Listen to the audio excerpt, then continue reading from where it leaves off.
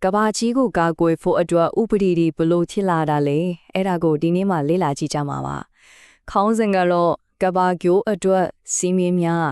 ဆိုလိုတာကနိုင်ငံတကာသဘာဝပတ်ဝန်းကျင်ဆိုင်ရာဥပဒေရဲ့သမိုင်းကြောင်းပေါ့တော်တော်လေးစိတ်ဝင်စားဖို့ကောင်းပါတယ် ကဲအဓိကမေခွန်းတစ်ခုရှိပါတယ်အဲ့ဒါကတော့ကျွန်တော်တို့နေထိုင်တဲ့ဒီကဘာကြီးအတွက်စီးမင်းတွေကိုဘသူကချမှတ်တာလဲဒါကတကယ်ကိုအဓိကထားတဲ့မေခွန်းတစ်ခုပါပဲနိုင်ငံတကာသဘာဝပတ်ဝန်းကျင်ဆိုင်ရာဥပဒေကဖြည့်ရှင်းဖို့စ조사နေတဲ့အရင်ခမေခွန်းလည်းဖြစ်ပါတယ် ဟုတ်ပြီပထမဆုံးအပိုင်းအနေနဲ့တဘာဝပတ်ဝန်းကျင်ဆိုင်ရာစီမင်းတွေကအစပိုင်းမှာဘလို့ပုံစံရှိခဲ့လဲဆိုတာကြည့်ကြရအောင်မျိုးလေးတစ်မျိုးကရေကျွင်းတွေကိစ္စကနေစပြီးနိုင်ငံတနိုင်ငံရဲ့တစ်တော်တွေအထိပေါ့ဆိုလိုချင်တာကဒီစီမင်းတွေဟာအခုမှပေါ်လာတာမဟုတ်ပါဘူးအရင်ကတည်းကဒေတာလိုက်တိတိလေးတွေနဲ့စခဲ့တာပါ တမိုင်းကိုပြန်ကြည့်လိုက်ရင်လေတဘာဝပတ်ဝန်းကျင်ကာကွယ်ရေးဆိုတာအမြင်လားလို့ဒေသဆိုင်ရာကိစ္စတစ်ခုပဲဖြစ်ခဲ့တယ်။ဥပမာ AD 80လောက်ကဆိုရောမမြို့မှာတောက်ရည်တန်းရဖို့ဥပဒေထုတ်ခဲ့တယ်။နောက်14ရာစုရောက်တော့အင်္ဂလန်ကလန်ဒန်မှာဂျာမီတွေမရှိုးရဘူးမြို့ထဲအမိုက်မပြတာဘူးဆိုပြီးတားမြစ်ခဲ့တယ်။1680မှာကျတော့ပင်ဆယ်ဗေးနီးယားမှာတစ်တော်9ဧကခုတ်ရင်1ဧကခြံရမယ်ဆိုတဲ့အမိမျိုးရှိခဲ့တယ်။19ရာစုစက်မှုတော်လှန်ရေးကြီးထင်လာတော့လေဘီတင်ကညဉ့်ညမ်းမှုတွေရှော့ချဖို့စီးမင်းတွေထုတ်ခဲ့တာပဲအဓိကကတော့ဒါဒီအားလုံးဟာကိုမျိုးကိုရွာရဲ့ကျမ်းမာရေးနဲ့တယံစရအတွေ့ပဲအာရုံစိုက်ခဲ့ကြတာပါ ဒါပေမဲ့နိုင်ငံအချင်းချင်းကြားမှာပူပေါင်းဆိုင်ရမှုတွေစလောက်လာတဲ့အခါမှာတော့အဓိကလာပတ်ဝန်းကျင်ကိုတကယ်တန်ဖိုးထားလို့မဟုတ်ခဲ့ပါဘူးစီးပွားရေးအတွက်ပါပဲအစိုးပိုင်းနိုင်ငံတကာသဘောတူညီချက်တွေကိုကြည်လိုက်ရင်ထိုင်တန်ရေးထက်ကွန်တွေကိုပဲဥစားပေးတာတွေ့ရမှာပါဥပမာငါးဖန်ခွန်းတို့ထျံသားမွေးတို့ရွှေကြောင်းငတ်တို့လိုဟာတွေကိုကာကွယ်တဲ့ဆိုတာကသူတို့စီကစီးပွားရေးတန်ဖိုးရနိုင်လို့ပါပဲ ဒါပေမဲ့20ရာစုရောက်လာတော့အခြေအနေတွေအကုန်ပြောင်းသွားပါလိရောညဉ့်ညမ်းမှုတွေကကိုယ်နိုင်ငံထဲမှာပဲမနေတော့ပဲနေဆက်တီဖြတ်ကျော်လာတဲ့အခါဒါကတကယ့်ကိုတတိပီခေါင်းလောင်တန်းဖြစ်လာခဲ့ပါတယ်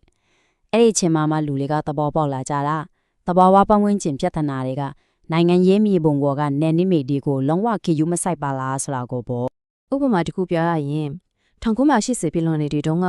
ဂျာမနီနိုင်ငံကတစ်တော်တွေအများကြီးပျက်စီးခဲ့တယ်။ဘာကြောင့်လဲဆိုတော့တခြားနိုင်ငံတွေကစက်မှုလုပ်ငန်းတွေကြောင့်ဖြစ်လာတဲ့အက်ဆစ်မိုးကြောင့်ပါ။ဒါဟာနယ်စပ်ဖြစ်ကျော်ညဉ့်ညမ်းမှုဆိုတာဘယ်လိုလက်တွေ့ကြရဲ့ပြဿနာလဲဆိုတာကိုရှင်းရှင်းလင်းလင်းပြလိုက်တာပါပဲ။ပြီးတော့အစိုးရဆုံးတက်တီပေးချက်ကတော့1986ခုနှစ်ကချန်နိုဘိုင်းနျူကလ িয়ার ကပ်ဘေးကြီးပါပဲ။ယူကရိန်းမှာဖြစ်ခဲ့တဲ့ဒီကပ်ဘေးကတကဘာလုံးကိုတုံ့လုံသွားစေခဲ့တယ်။ဘာလို့လဲဆိုတော့အဲ့ဒီကနေထွက်လာတဲ့ရေဒီယိုတက်တိကြွမှုတွေကိုအိမ်နီးချင်းဩစတြီးယားနိုင်ငံကနွားနိုတွေနောက်ဆုံးလူမိကနိုးရည်တွေထဲမှာအထီးပြန်တွေ့ခဲ့ရလို့ပါပဲဒီဖြစ်ရကတဘာဝပတ်ဝန်းကျင်ဘေးအန္တရာယ်တွေဟာနယ်နိမိတ်ဆိုတာကိုလုံးဝထဲမတွက်ဖို့ဆိုတာကိုအချိန်ရှားဆုံးသက်သေပြသွားခဲ့ပါတယ် ဒီလိုကပ်ပေးတွေကြောက်ပဲကဘာကြီးကဥပဒေနဲ့ရောကျင်းဝတ်နဲ့ပါဆိုင်တဲ့မေခွန်းကြီးတစ်ခုကိုမဖြစ်မနေရင်ဆိုင်လာရတာပါအဲ့ဒါကတော့နိုင်ငံတနိုင်ငံကလွတ်လိုက်တဲ့ညဉ့်ညမ်းမှုကြောင့်တခြားတစ်နိုင်ငံထိခိုက်သွားရင်ဘယ်သူမှတာဝန်ရှိမှာလဲအဲ့ဒီမေခွန်းရဲ့အထည်အနေနဲ့နိုင်ငံတော်ဤတာဝန်ယူမှုဆိုတဲ့အဓိကဥပဒေမူကြီ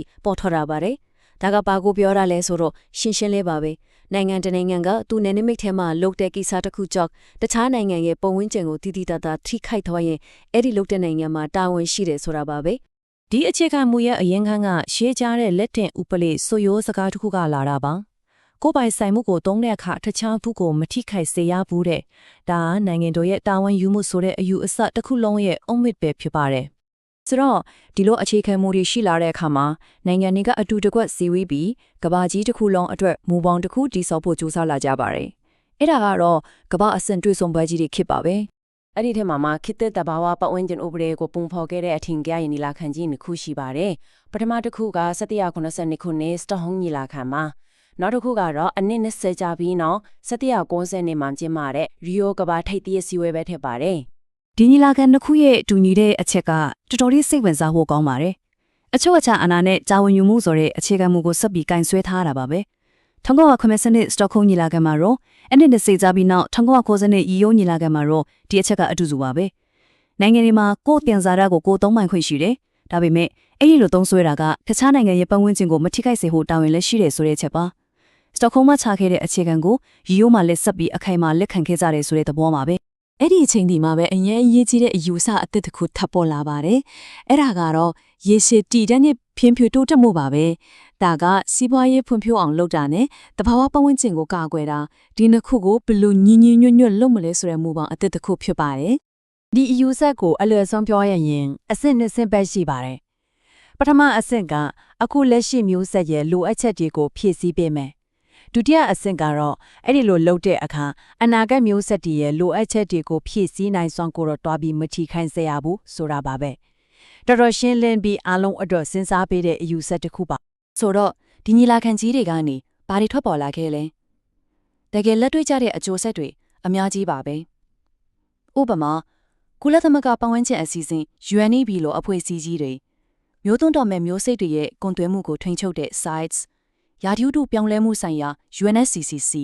ပြီးတော့ဇီဝမျိုးစုံမျိုးကွဲများဆိုင်ရာ CPD လိုအရေးကြီးတဲ့သဘောတူညီချက်တွေအားလုံးဟာအဲ့ဒီညီလာခံတွေကနေပေါက်ဖွာလာခဲ့တာချေပါပဲ